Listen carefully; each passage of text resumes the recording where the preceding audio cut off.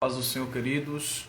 Estamos começando aí mais uma live de ensino da Palavra do Senhor. Nós estamos falando na série Daniel e Apocalipse e estamos entrando na terceira aula do livro de Apocalipse, falando sobre aí a interpretação das profecias, né? Então você que está acompanhando aí, não perca, não sai daí, que Deus tem aí uma palavra, né, um ensinamento para sua vida nessa tarde. Vou aguardar o pessoal chegando aí, entrar, vou organizando as coisas aqui, tá? Colocando os slides e a gente já volta a falar aí com vocês.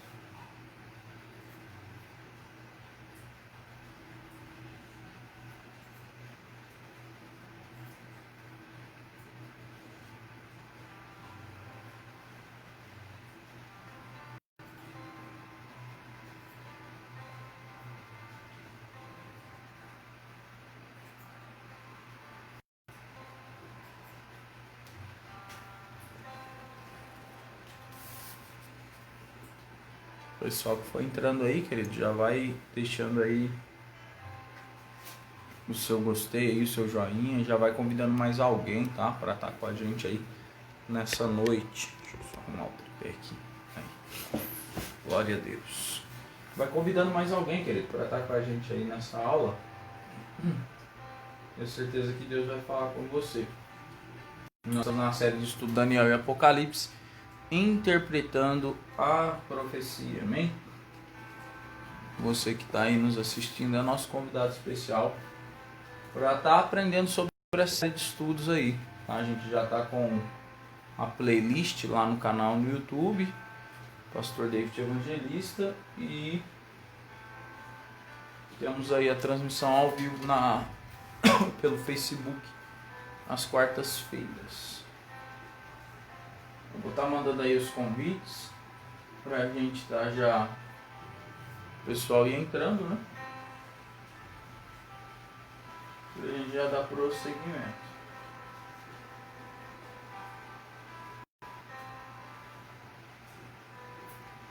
Nós falamos aí na aula passada sobre Apocalipse capítulo 2. Tá? A aula passada Apocalipse capítulo 2 e essa aula nós vamos então para Apocalipse capítulo de número 3. Cumprimentar a irmã Kézia, que entrou aí agora. Diaconíssima Camila. Ó, aula de número 20, capítulo de número 3. Então essa é a aula de número 20. Tá? Nós já temos 19 aulas aí anteriores, que está lá no YouTube, tá? Pastor David Evangelista é o nome do canal. Na playlist Daniel e Apocalipse, tá? Tem uma playlist específica para esse tema, porque é uma série de estudos um pouco mais complexa, né? Mais grande, então tem uma playlist separada lá, fora os outros vídeos que tem no canal, tem uma playlist específica para esse estudo, tá? Esse estudo que nós estamos fazendo aí de Daniel e Apocalipse. Cumprimentar nosso irmão aí, Diácono Alex Cortes, acabou de entrar aí. Eu vou solicitar aí, pedir para vocês, queridos, que já entraram, mandando os convites aí. Convida mais alguém para estar com a gente hoje na live, para a gente já dar início aí na temática da aula. Tô só aguardando entrar mais um pouco de pessoas para a gente já dar início. Então você que já entrou, convida mais alguém para estar aí com a gente, tá bom?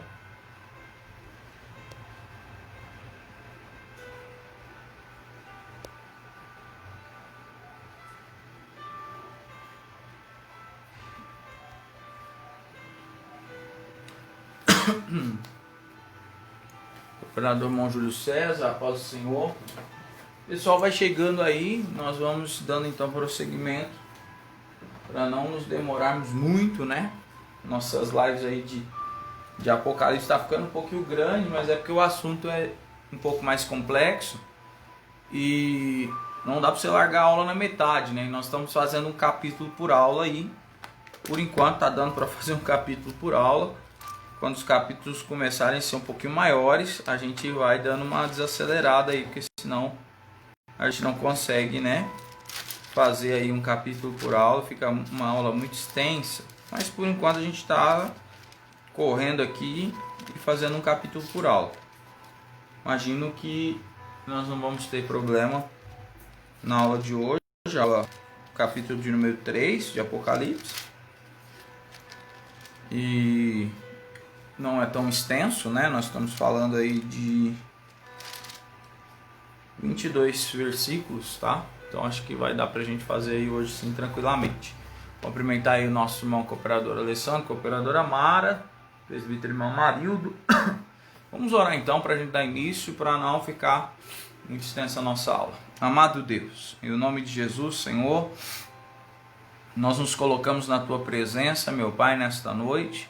Louvamos a Ti, Te engrandecemos e agradecemos ao Senhor pela oportunidade que temos de, Senhor, meu Deus, aprender sobre a Tua palavra, Senhor, meu Deus, estudar o Teu santo evangelho.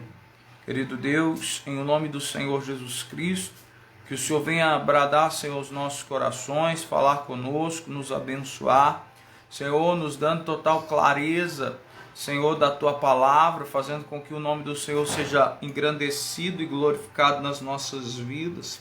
Que haja em nós, Senhor, meu Deus, o Teu Espírito Santo operado, derramado, para que, Senhor, a obra do Senhor seja concluída, Sua obra perfeita, Senhor, seja, Senhor, meu Deus, feita na terra. Em nome de Jesus eu oro pedindo, Senhor, meu Deus, que haja sobre nós a Tua mão estendida, que tudo aquilo que nós falarmos e ensinarmos nessa noite seja para o crescimento do Teu reino, Senhor, meu Deus. Em o nome de Jesus, aleluias, amém, Senhor, e graças a Deus. Amém, queridos? Sua irmã missionária Marli acabou de entrar aí. Glória a Deus. Querido, nós vamos falar sobre Daniel, Apocalipse. A gente estudou muito sobre Daniel, né? Aí eu acho que ficou aquele negócio de toda aula agora é Daniel, né? Não, é Apocalipse, tá? Nós vamos estudar sobre Apocalipse hoje. E Apocalipse capítulo 3. Então nós vamos aí para Apocalipse capítulo 3. E vou fazer a leitura como eu fiz na aula passada, não o capítulo todo, por conta que são cartas, tá? Nós ainda estamos nas cartas às igrejas da Ásia Menor. Então eu vou ler de carta em carta para que fique mais fácil. Hoje a gente encerra as cartas, as 7 cartas, né?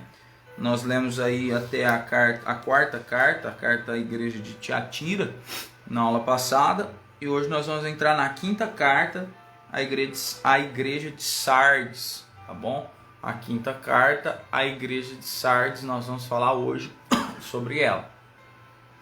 Como eu disse aqui, nós vamos estar fazendo o estudo mais pontuado na questão da linguagem profética, tá? Vamos pontuar mais aqui a linguagem profética em cada texto. Pois bem, então eu estou aqui em Apocalipse, capítulo 3. A minha epígrafe é a 5ª carta à igreja de Sardes, tá? A 5ª carta à igreja de Sardes. Eu vou fazer aí a leitura de Apocalipse 3. Nós vamos ler do versículo 1 ao 6, que é a 5ª carta. E aí nós vamos lendo carta por carta. O texto diz assim: E ao anjo da igreja que está em Sardes, escreve: Isto diz o que tem os 7 Espíritos de Deus e as 7 estrelas. Eu sei as tuas obras, que tens nome de que vive, mas está morto. Sê vigilante e confirma o restante que está para morrer, porque não achei as tuas obras perfeitas diante de Deus. Lembra-te, pois, do que tens recebido e ouvido, guarda-o e arrepende-te, senão virei, aleluia, se não vigiares, virei sobre ti como um ladrão, e não saberás a que horas sobre ti virei. Mas também tens em Sardes algumas pessoas que não se contaminaram suas vestes, vestes e comigo andarão, que não contaminaram suas vestes, e comigo andarão, de branco, porquanto são dignas disso. O que vencer será vestido de vestes brancas, e de maneira nenhuma riscarei o seu nome do livro da vida, e confessarei o seu nome diante de meu Pai e diante dos seus anjos. Quem tem ouvidos, ouça o que o Espírito diz às igrejas. Louvado seja o nome do Senhor. Então nós estamos aí com mais uma carta, a quinta carta. Opa, pera lá que meu tripé aqui está querendo cair.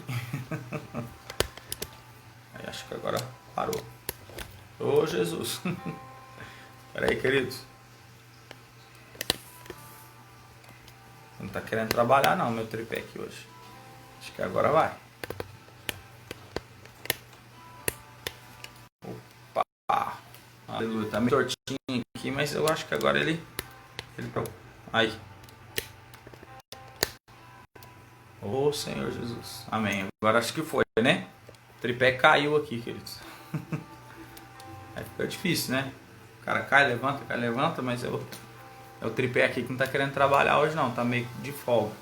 Tá cansado.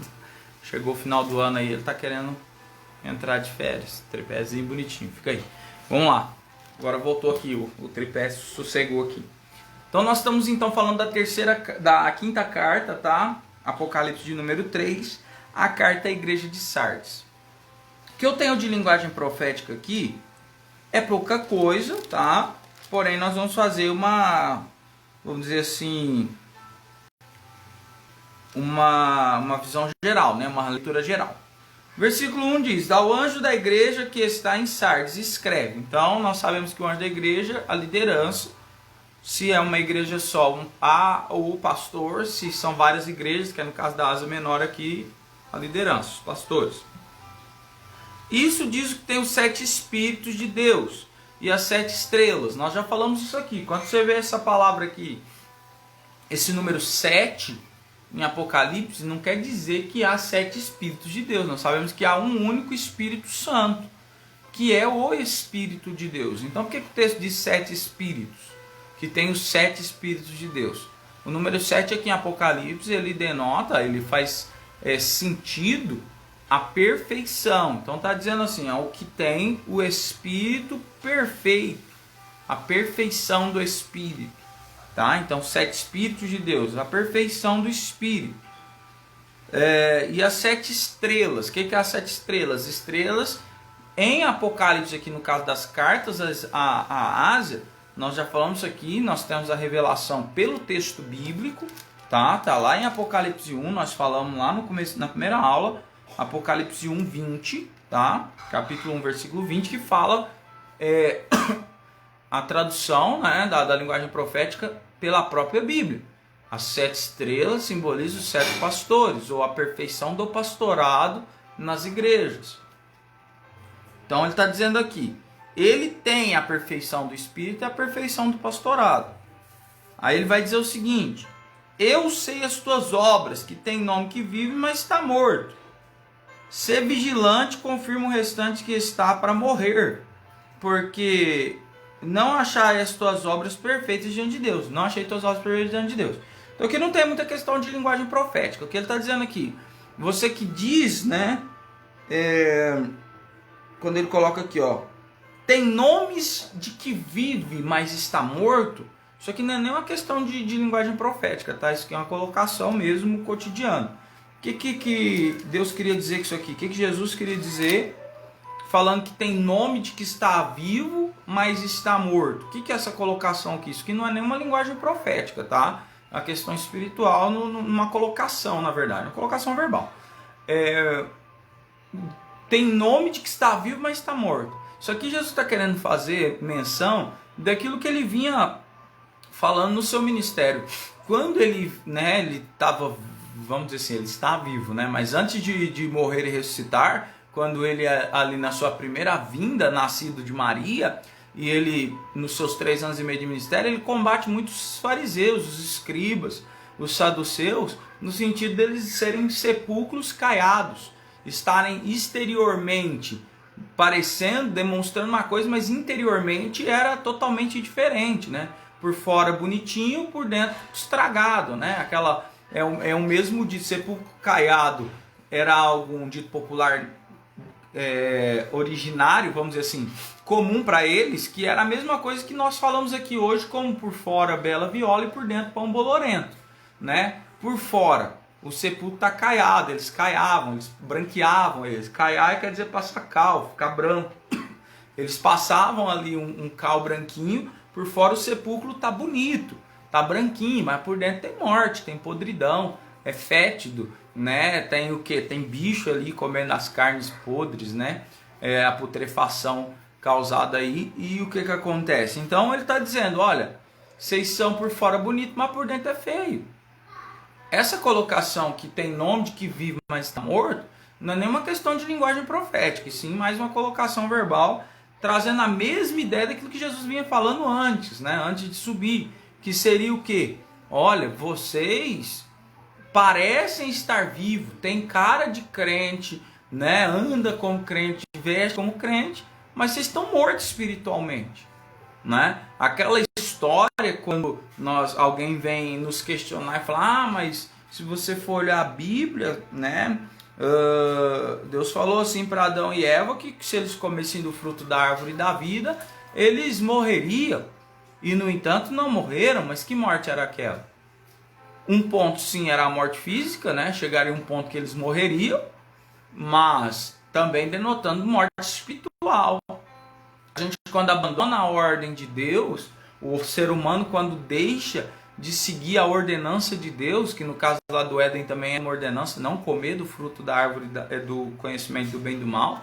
Quando eu abandono os preceitos de Deus, os mandamentos, os preceitos, as ordenanças, eu simplesmente estou morrendo espiritualmente, eu morro espiritualmente.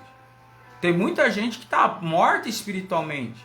Ela ainda é cristã, ela ainda vai à igreja, ela ainda tem uma roupa de crente, só que espiritualmente ela já morreu. Espiritualmente ela já morreu. Isso a gente vê essa questão aqui. Jesus está falando, as tuas obras, elas não foram achadas diante de Deus. Não convenceu Deus.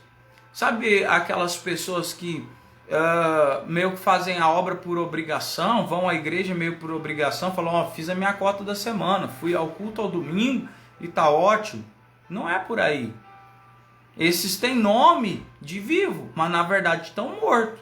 É o que Deus está falando aqui em Apocalipse 3.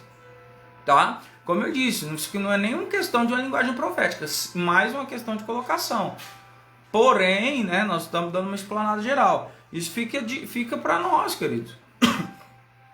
Será que as nossas atitudes, nós temos pensado primeiramente no reino de Deus ou temos pensado primeiramente em nós? Porque um dos primeiros sintomas da morte espiritual é colocar as nossas próprias vontades acima do reino. Tá? E pasme você, o reino está muito além de igreja instituição. Tá? O reino está muito mais acima, está muito mais além, é muito mais do que simplesmente ir aos cultos. Tudo aquilo que nós colocamos diante de Deus, tudo aquilo que a gente coloca em detrimento porque a Bíblia diz que eu tenho que fazer em detrimento, fazer a obra em detrimento da minha vontade. Agora, quando eu faço o contrário, quando eu faço a minha vontade em detrimento da palavra, a vontade de Deus ao reino, prejudicando o reino, aí eu tenho o nome de vivo, mas na verdade eu estou morto. As pessoas falam, tá vivo, hein, tá bonito, mas na verdade eu estou morto. Essa aqui é a colocação, não é nem uma linguagem profética, uma colocação. Tem nome de que vive, mas está morto. A igreja de Sardes, ela era uma igreja de casca. A igreja de Sardes era uma igreja de aparência. Ela estava ali, todo mundo ia lá no culto, dia de domingo, cultuava, nos dias que tinham culto lá, tô falando domingo porque é comum para nós. Mas nos dias de culto deles, eles cultuavam e tudo. Porém, eles estavam mortos espirituais. Eles estavam mortos espirituais. Só alguns poucos restavam ali, né? Só alguns poucos, que o texto vai dizer assim que tinha alguns, né? Mas ele fala assim, lembra-te, pois, né? No verso 4, mas também tem em Sardes algumas pessoas que não contaminaram suas vestes. Então poucas pessoas restavam em Sardes. E aí que está para nós hoje. Será que nós estamos tendo nome de vivo, mas estamos morto? Pastor, como é que eu sei? Qual tem sido as minhas atitudes? Eu tenho colocado em primeiro lugar o reino de Deus, o reino dos céus? Eu tenho posto a minha vida em retidão à palavra do Senhor? Eu tenho me doado a palavra, a igreja, à vontade de Deus? Eu não quero pontuar a igreja aqui, porque senão fica, né, dá espaço aí para os legalistas colocarem, mas a igreja, instituição, blá blá blá. Não, esquece instituição. Esquece instituição, esquece religião. Nós trabalhamos para o reino de Deus. Nós estamos a serviço do Rei Jesus. Nós estamos a serviço do reino. Então esquece instituição. E olhamos para a nossa vida cristã. Será que nós temos nome de quem está vivo e na verdade estamos mortos? Primeira coisa que vai nos dar um sinal disso é as nossas atitudes. É fazer as coisas sem pensar no outro. Porque não adianta, queridos, eu falar, olha, não, eu sou de Deus, eu sou cristão, só que eu não quero estar no meio dos irmãos, não tenho comunhão com os irmãos. Eu não coloco a obra em primeiro lugar. Você tem nome de vivo, mas você já morreu faz tempo. Você tem nome de que está vivo, mas na verdade você está morto. Por quê? Porque as suas atitudes dizem ao contrário. O teu nome é de gente viva, mas na verdade você já está morto. Por quê? Simples. As tuas atitudes demonstram o contrário. Por quê? É igual a Bíblia diz, mas aquele que diz que ama a Deus, mas não ama o próximo, é mentiroso. O que diz que ama a Deus, mas não ama o próximo, é mentiroso. E aí? Será que as minhas atitudes estão condizendo? Será que eu tenho dado prioridade? Será que eu tenho dado prioridade ao reino? Será que eu tenho dado prioridade à palavra de Deus? À vontade do Senhor? Aquilo que diz respeito ao reino, porque hoje se eu for tratar para nós, para a igreja brasileira, o que diz respeito ao reino é viver uma vida de retidão, justiça, piedosa e fazer os meus trabalhos na igreja. Prestar os meus trabalhos à igreja. Estou falando de igreja brasileira, tá? Não estou falando de igreja de outros lugares, estou falando de igreja brasileira. Isso vai ser de acordo com cada local. Será que eu tenho prestado isso? Será que eu tenho preservado a piedade, tenho sido uma pessoa piedosa? Será que eu tenho cultivado a comunhão com os meus irmãos? Será que eu tenho cultivado segundo o que a palavra de Deus diz? Porque a Bíblia diz que os irmãos naquela época tinham tudo em comum. Será que eu tenho cultivado essa comunhão? Será que eu tenho colocado o reino de Deus em primeiro lugar? Será que eu tenho tomado as minhas atitudes de acordo com que elas não afetem o meu serviço, o meu trabalho ao reino, o meu fazer ao reino de Deus? Porque muitos não têm olhado aí. Então tem nome de vivo, mas estão mortos. É o que estava acontecendo na igreja de Sardes. Aí Jesus vai falar assim, só que tem alguns ainda. Porque quando você olha, está tudo bagunçado, perdido, Deus ainda salva alguns de lá. Por quê? Porque a Bíblia vai dizer que sempre vai ter remanescentes. Quem são os remanescentes? Aqueles que permanecem fiéis, independente da luta, independente da prova, independente da dificuldade, independente do problema, independente da onda que chegue, independente, né, do vendaval que passe, esses permanecem firmes. Então Jesus vai falar no capítulo 4, no versículo 4 do capítulo 3, dizendo, mas também tendes em Sardes algumas pessoas que não se contaminaram, não contaminaram as suas vestes, e esses andarão comigo. No caso de Jesus, está falando de Jesus, Jesus está falando, eles vão andar comigo de branco, porque são dignas disso, são dignas de pureza, porque permaneceram firmes. Quantas das vezes, querido, vem adversidade nas nossas vidas, como que eu disse, estou fugindo um pouquinho aqui porque não é nem linguagem profética. Quantas vezes a gente pega isso aqui, a palavra de Deus, olha, lê, aprende, estuda, só que não faz. Será que nós temos permanecido firme ou no primeiro problema, na primeira dificuldade, na primeira situação adversa que eu passe? Eu já coloco o reino em segundo lugar. E começo a pensar só em mim. Só na minha necessidade. Só na minha família. Só na minha casa. Pensa se Deus pensasse só nele. Fala, Jesus, fica quietinho aí onde você está, meu filho. Sai daí não. Deixa que o povo lá na terra se estrepar. Fica quietinho aí que eu vou pensar só em mim. Não. Deus pensou em todo mundo. Deu o seu filho para morrer por nós. Muitas das vezes a gente está pensando só no nosso umbigo, olhando só para nós, só para a nossa casa, para a nossa família. Uma coisa é certa, querido, a tua família não é tua, ela é de Deus. Eu falei isso na live passada. Aquilo que você tem aí, você acha que é seu, não é seu. É emprestado, é de Deus.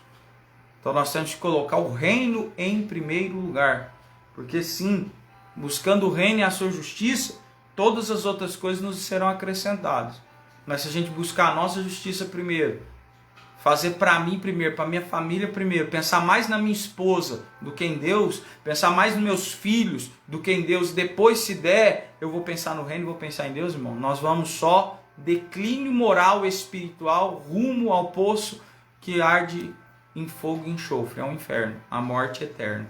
Então nós temos que olhar para o céu. Essa igreja aqui, ela estava declinando, ela estava indo direto para o inferno, porque ela tinha cara de viva, ela tinha nome de vivo.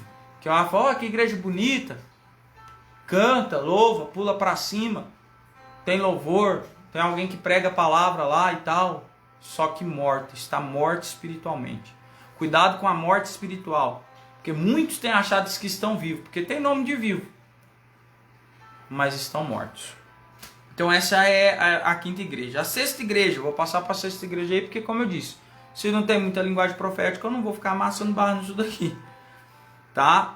Finalizando a quinta igreja aqui, ele sempre vai terminar, tá, com uma promessa, e todas as cartas, as 7 cartas, ele termina com uma promessa e falando para a gente estar atento. Olha aqui.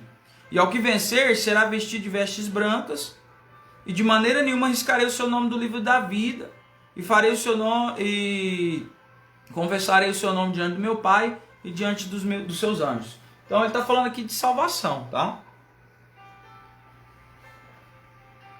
Todas as 7 igrejas, o final aqui da carta, ele vai explicar o seguinte, falou, olha, se você se converter, se você vencer, se você permanecer firme, se você se converter, se você mudar isso que você está vivendo de errado e voltar para mim,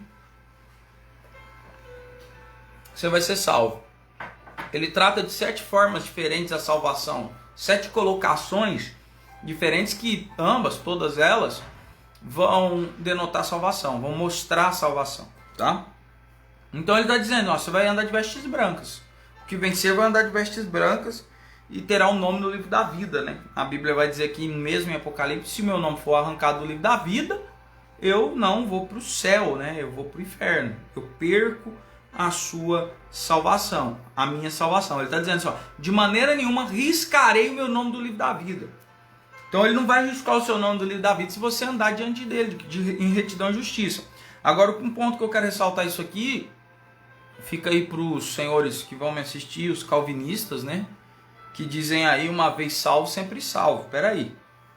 Deus não erra, cara. Será que ele errou escrevendo aqui, ó? Porque se uma vez salvo, sempre salvo, não era para ter usado essa expressão no versículo 5, dizendo assim, ó, de maneira nenhuma riscarei o seu nome do livro da vida. Se há uma expressão, de maneira nenhuma riscarei, se Jesus está usando a expressão riscarei, quer dizer que pode ser riscado. Senão ele nem colocaria. Se não fosse possível perder a salvação, Jesus não usaria o termo riscarei o nome do livro da vida.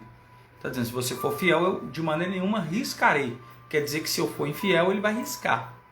Então o crente perde a salvação, sim. Para nós assembleanos e pentecostais, isso às vezes não é muito... Você nem se apega muito nisso, porque você tem essa concepção. E você tem essa convicção que eu sou salvo se eu permanecer em Cristo. Mas os calvinistas, tá? Nossos irmãos calvinistas, eles pensam que não, que uma vez salvo, sempre salvo. Só que isso é balela. Isso é balela. Se o nome é riscado, quer dizer que quem tem o nome no livro da vida, teoricamente é salvo. Mas se riscou, quer dizer que uma hora eu fui salvo, se eu tive o nome riscado, eu não sou mais salvo. Então isso aqui fica às claras para entender que nós temos que buscar Deus Cristo todos os dias, porque a nossa salvação depende de Cristo unicamente, exclusivamente, mas eu tenho que estar em Cristo. Se eu não estou em Cristo, eu perco a minha salvação. E ele finaliza dizendo: quem tem ouvidos, ouça o que o Espírito diz às igrejas. Então isso aqui é muito claro. Jesus, né, em todas as cartas, Deus, ele nunca vai te forçar. Se você tem ouvido, cara, escuta. Se você tem ouvido, ouça. Se está falando aqui na quinta carta que tem gente aí que tem nome de vivo, mas na verdade está morto, porque suas obras não enganam ninguém. Jesus está vendo tudo. Essas obras arrastadas e forçadas não enganam ninguém. Jesus está vendo. Querido, ouça. Quem tem ouvidos, ouça o que o Espírito diz às igrejas. Mude, converta-se. Tá? Então esse é um ponto crucial aqui. Sexta carta à igreja de Filadélfia. E ao anjo da igreja que está em Filadélfia escreve: isto diz o que é santo e o que é verdadeiro, o que tem a chave de Davi, o que abre e ninguém fecha, e fecha e ninguém abre. Eu sei as tuas obras. Eis que diante de ti pus uma porta aberta, e ninguém pode fechar. Tendo pouca força, guardastes a minha palavra, e não negastes o meu nome. Eis que eu farei aos da sinagoga de Satanás, os que dizem ser judeus e não são, mas mentem, eis que eu farei que venham e adorem prostrados aos teus pés, e saibam que eu te amo. Como? Guardaste a palavra da minha paciência, também eu te guardarei da hora da tentação, que há de vir sobre todo o mundo, para tentar os que habitam na terra. Eis que venho sem demora, guarda o que tens, para que ninguém tome a tua coroa.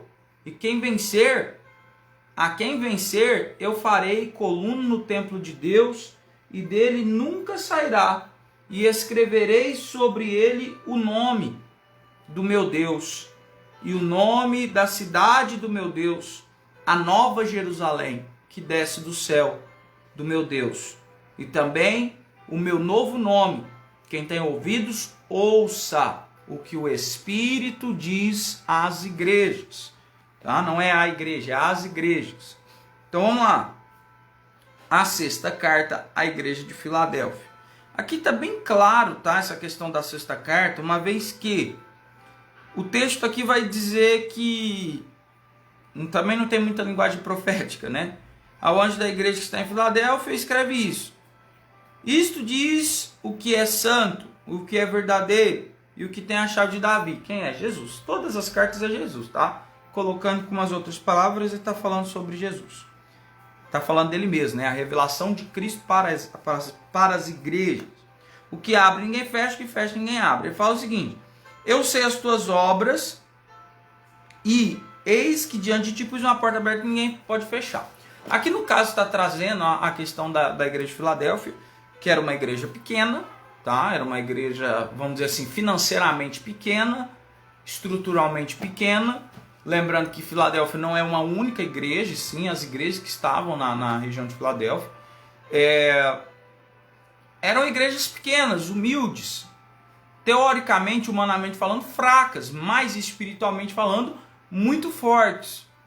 E Jesus está falando para elas: olha, eu coloquei uma porta aberta, mesmo que as pessoas vão falar que você não vai conseguir, você vai, porque se eu abrir, ninguém vai fechar. Tá? Se está aberta, ninguém fecha. Então, essa porta está aberta e vai permanecer. Mesmo que a igreja financeiramente seja pequena, estruturalmente seja pequena, e outras possam olhar e dizer: olha, né, você é pititica, você não vai conseguir. Deus está falando para eles: continua firme, porque eu que tenho aberto essa porta e eu que tenho colocado vocês aí, vai acontecer. Tá? Isso daqui, entenda, essas igrejas já existiram. Tá? Essas igrejas não é para uma igreja de hoje. As igrejas já existiram. Lógico que se eu olhar aqui, se eu andar fielmente diante de Deus, Deus vai me abençoar. Porém, entretanto, todavia, isso daqui é algo que já aconteceu. Isso aqui aconteceu 65 anos após a ressurreição de Cristo. Essas igrejas que estão relatadas aqui em Apocalipse não são igrejas atuais. Tá? As 7 igrejas da Ásia não são igrejas atuais. São igrejas do ano 65 após a ressurreição de Cristo, tá bom? 65 anos após a ressurreição de Cristo, essas igrejas existiram e aconteceu isso aqui, tá? Então tem que ficar meio claro, porque tem pessoas que confundem isso e tal. Falou, nossa, é uma profecia para mim hoje. Não, isso aqui já aconteceu. Então vamos lá. Então tinha essa questão dela ser pequena estruturalmente, financeiramente. No entanto, ela permanecia fiel à palavra. E é isso que conta para Deus. Deus não está ligando se a igreja é rica, se tem muito dinheiro, se tem pouco, se o prédio é gigantesco ou não. Deus está ligando para a equidade. É qualidade com quantidade, tá? Deus não quer saber se a igreja está bufando de gente e um punhado de gente que não conhece nada de Bíblia. Ele quer qualidade espiritual. É isso que vale. É isso que a igreja de Filadélfia tinha. Aí a Bíblia diz que Deus vai fazer o quê? Tinha muitos da sinagoga de Satanás, muitos em Filadélfia, não necessariamente na igreja em si, mas alguns sim, dizendo ser judeus e não eram, trazendo doutrinas de demônios, palavras tortas, evangelho fraco, misturado. E Deus falou, olha, eu vou tratar com eles. Pode deixar que eu vou tratar com eles. Eles estão achando que vão ficar assim? Não vão. Não passa nada, irmão, diante dos olhos de Deus. Então ele vai seguir dizendo o seguinte: eis que eu farei que eles venham adorar, no versículo 10. Como guardaste a palavra da minha paciência, também eu te guardarei na hora da tentação que virá sobre o mundo. Isso aqui eu achei interessante. E acho interessante porque Deus está trazendo algo para a igreja de Filadélfia aqui, no sentido de que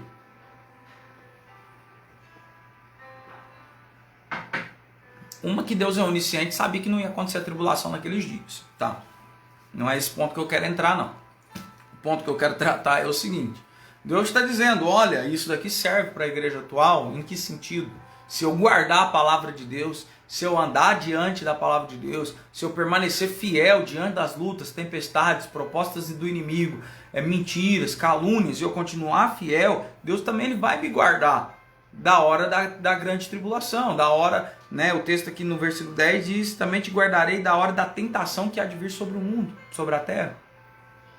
Que tribulação é essa? Que está denotando o final dos tempos, o Armagedon, a grande tribulação, tudo isso daqui. Deus falou para eles, eu vou te guardar da hora da grande tribulação. Para eles já passaram. Eles não vão passar na tribulação, já passaram. Mas se nós permanecermos fiéis, tá? Então entenda que uma questão é para a igreja que já aconteceu, como eu disse aqui, a Filadélfia em si já foi. No entanto, o segmento da palavra do Senhor me garante a bênção através da obediência.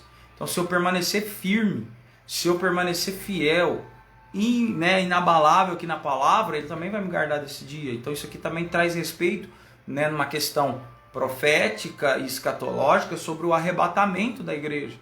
A igreja que permanecer firme vai ser guardada dessa hora de tribulação, vai ser guardada dessa hora de destruição. Vai ser o quê? Vai ser protegida, né? Que fala então aqui, trazendo essa ideia de guardar e tudo dessa grande tribulação que vai vir sobre a terra. E ele vai finalizar dizendo, aqui, ao que vencer, eu farei coluna no templo de Deus, darei dele nunca sairá, né? Ficará sempre diante de Deus.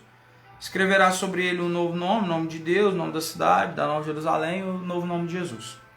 E quem tem ouvidos, ouça o que o Espírito diz à igreja. Então está trazendo aqui ideia de galardão, ideia de bênçãos, né? Bênçãos muito grandes aos que permanecerem até o fim, né? Presentes, galardões. E sempre trazendo, escuta, cara, quem tem ouvido, escuta. Como assim, pastor? Todo mundo tem ouvido. Pois é. Só que tem uns que ouvem, mas não escutam, ou escutam, mas não ouvem, né? Fica a critério. A questão é que não é simplesmente ouvir. Essa ideia de que os que têm ouvido, quem tem ouvidos, ouça o que o Espírito diz às igrejas, quer dizer o seguinte: escuta, meu irmão, e pratica. Escuta e muda. Escuta e vive. É isso que a expressão quer dizer. Vamos para a sétima e última carta aí. Tá? A sétima e última carta. Verso de número 14 de Apocalipse 3, tá? Vou fazer o capítulo 3 hoje. Os capítulos por enquanto estão pequenos, então dá para fazer um capítulo por dia. Vamos lá. Então, por dia sim, por aula. Capítulo 3, verso 14. Sétima carta à igreja de Laodiceia. E ao anjo da igreja que está em Laodiceia escreve: isto diz o Amém, a testemunha fiel e verdadeira, o princípio da criação de Deus. Quem que é? Isso aqui é essa linguagem profética, denota quem? Jesus. diz respeito a Jesus. Ele é o princípio da criação, ele é o Logos de Deus, ele é a palavra de Deus. Deixa eu tirar a propaganda abençoada aqui. Aí voltou.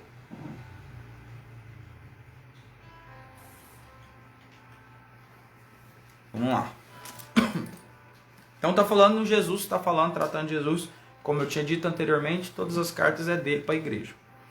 Ele vai falar assim, ó, verso 15. Eu sei as tuas obras. Está falando com quem? Laodiceia. A igreja de Laodiceia. Eu sei as tuas obras, que nem és frio e nem quente. Tomara que fosse frio ou quente.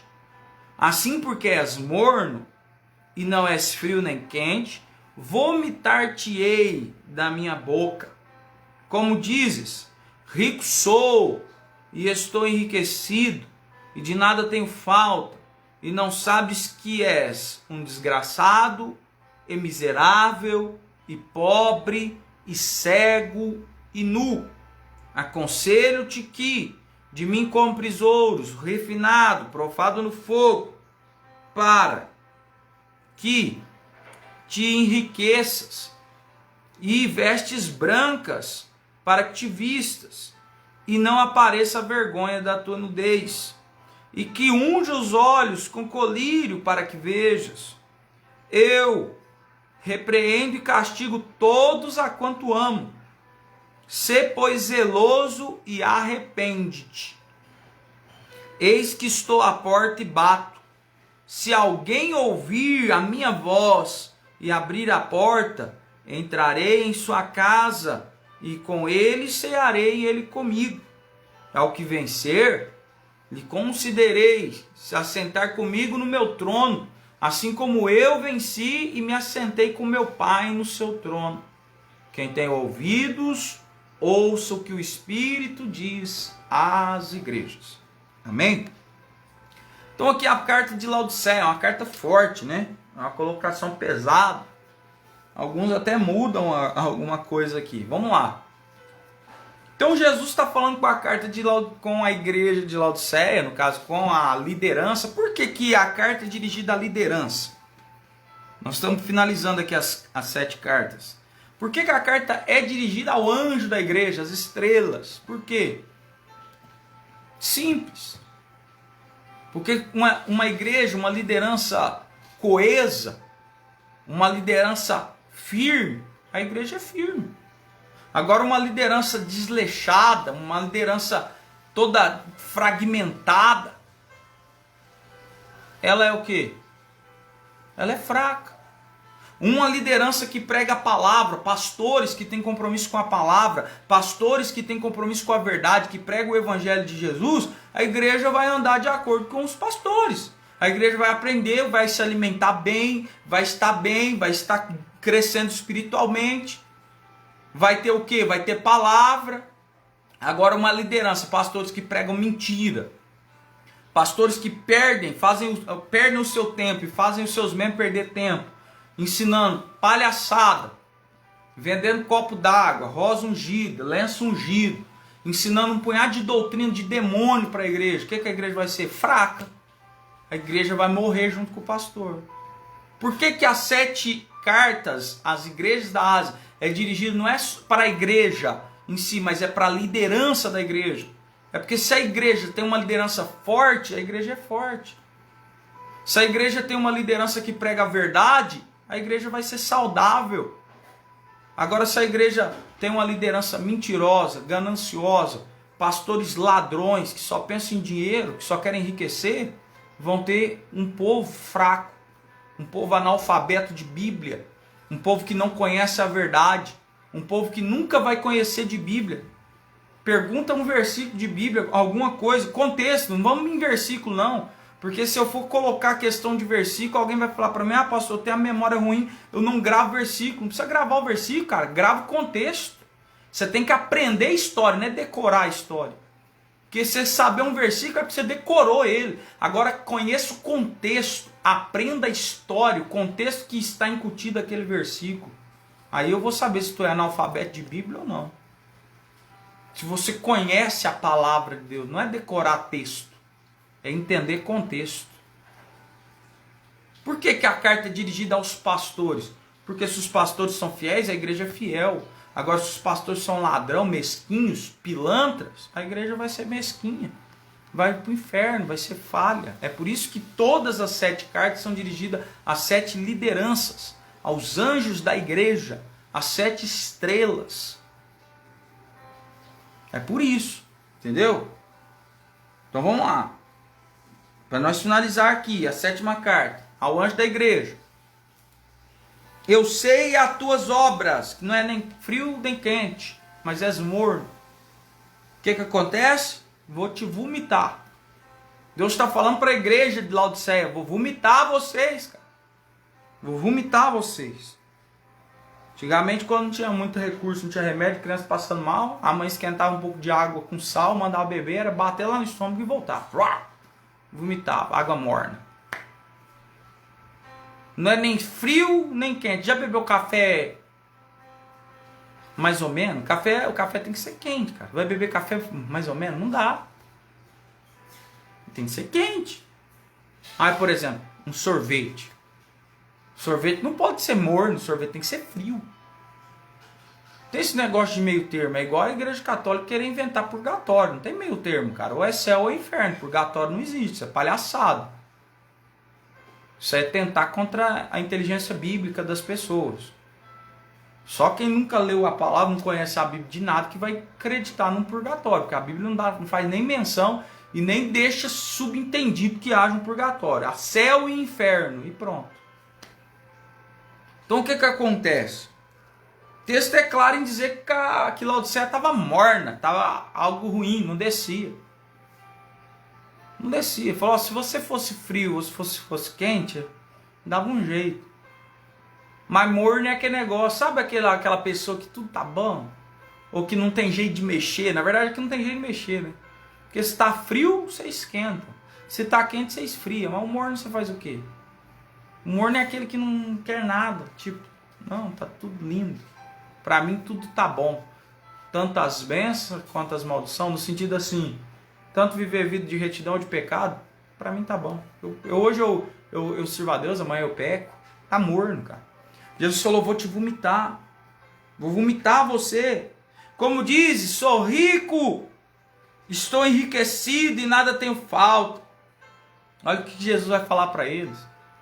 Eles eram ricos, tinham dinheiro, igreja grande, cheia de dinheiro. Isso trazia o quê? Uma autossuficiência para a igreja de Laodiceia. No entanto, nós temos que ser, querido, você pode ser o cara bilionário, trilionário se tiver, nem sei.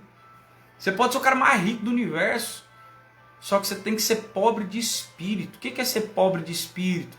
Falando aqui na palavra, né, a tradução grega para pobre de espírito. Olhar para si e falar, cara, sozinho eu não consigo ser salvo. Mateus 5, bem-aventurados pobres de espírito. Se não me falha a memória, 5,7. Bem-aventurados pobres de espírito. Porque deles é o reino do céu. Como assim, pastor?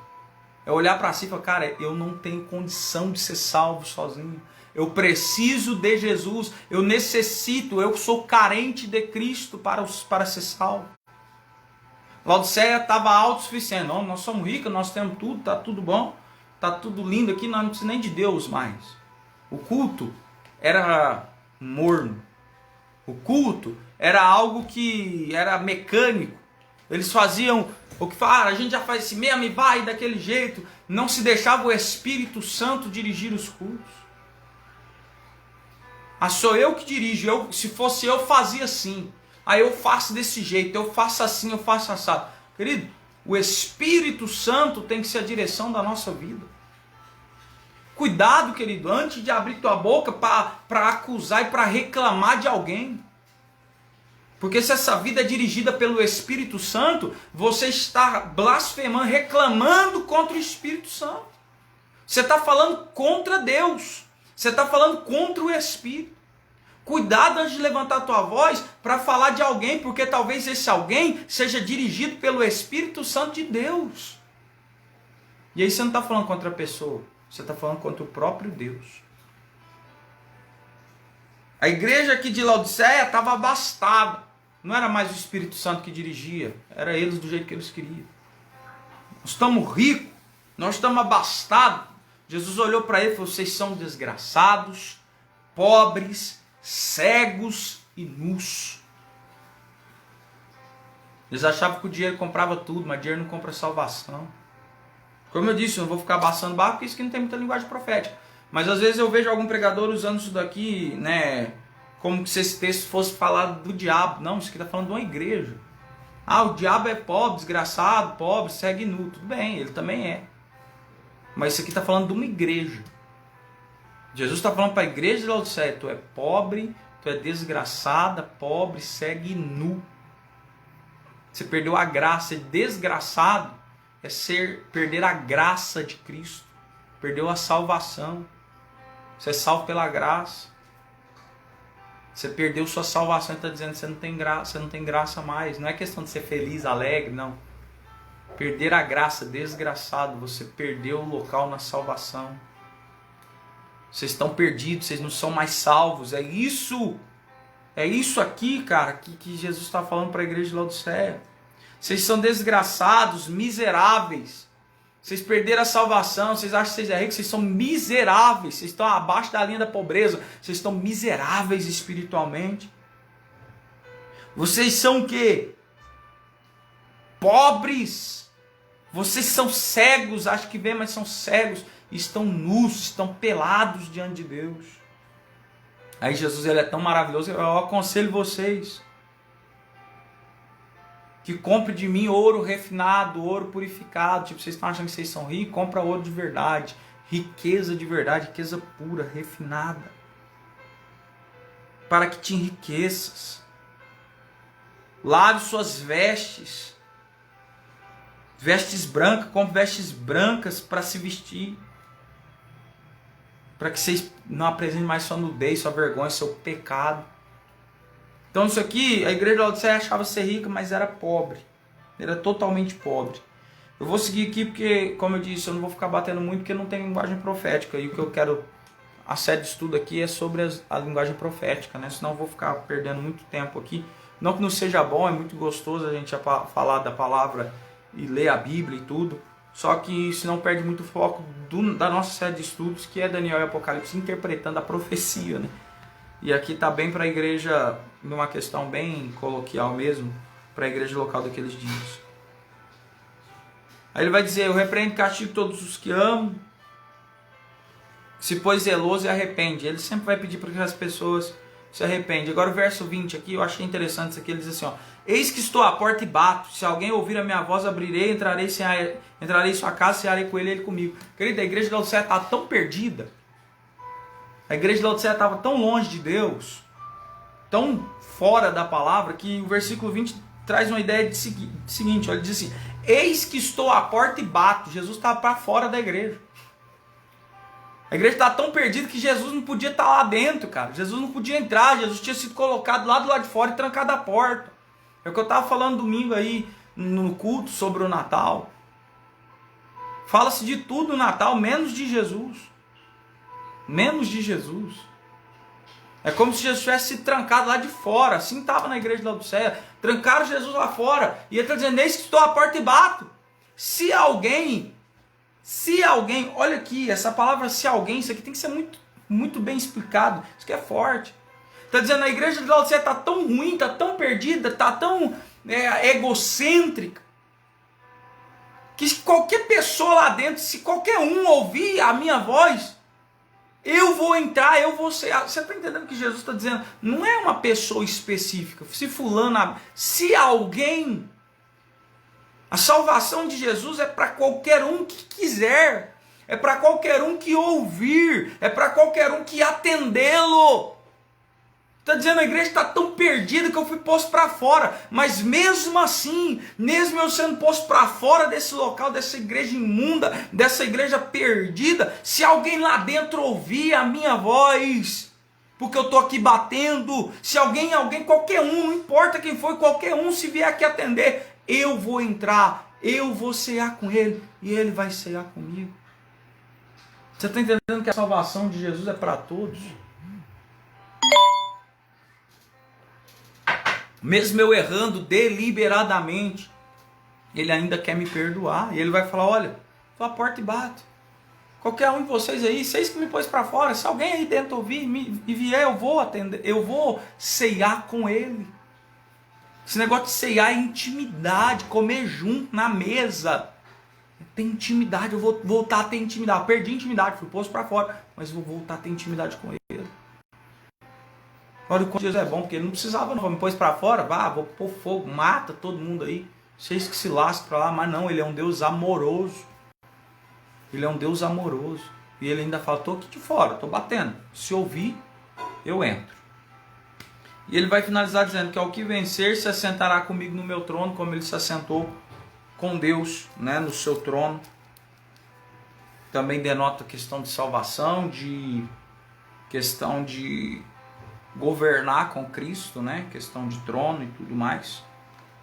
E ele finaliza dizendo, ao que vencer, né, ao que tiver ouvido, ouça o que o Espírito diz às igrejas. Então você que está me assistindo aí, que você tem ouvido, querido, ouça o que o Espírito diz às igrejas, diz a você, e se coloque diante da palavra de Deus, faça a vontade do Senhor. Vou encerrando aqui Apocalipse de número 4 na próxima aula, tá? Apocalipse de número 4 também é pequeno, é até menor, metade. Esse era 22, esse é só Apocalipse, é 11 versículos só.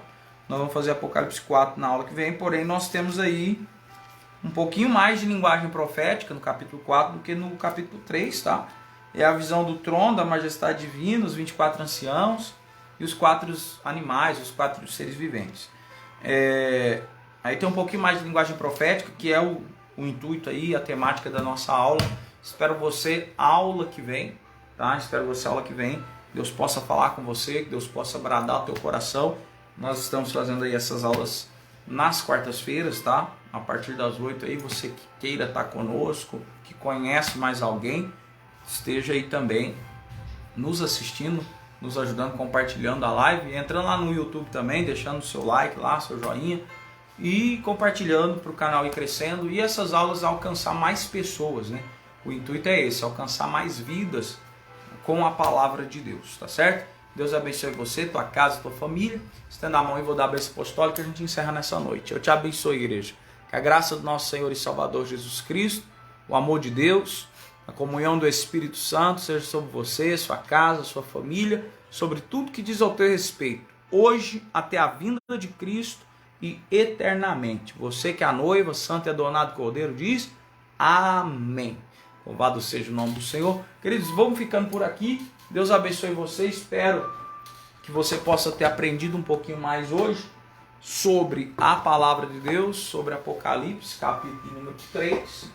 Aula que vem, que Deus possa falar mais ainda, né, ao teu coração, que Deus possa falar mais e mais fortemente aí na tua vida, que nós possamos estar aí agregando valores físicos e espirituais. Como disse, a visão aí da temática da aula é a questão de profecia, por isso que eu não estou entrando muito, né, nessa questão de contexto histórico, bíblico, dos textos, e mais nessa questão histórica, nessa questão profética mesmo, tá bom? E nós vamos aí, se tiverem dúvidas, pastor, a gente queria uma aula mais específica na questão histórica, teológica de determinado assunto, vão me falando aí, entra aí nas redes sociais aí, deixa a mensagem no direct lá, no Face, no WhatsApp, e aí a gente vai marcando outros tipos de aula, tá bom? Deus abençoe você, tua casa, tua família, e vamos ficando por aqui. A paz do Senhor Jesus. Tchau, tchau.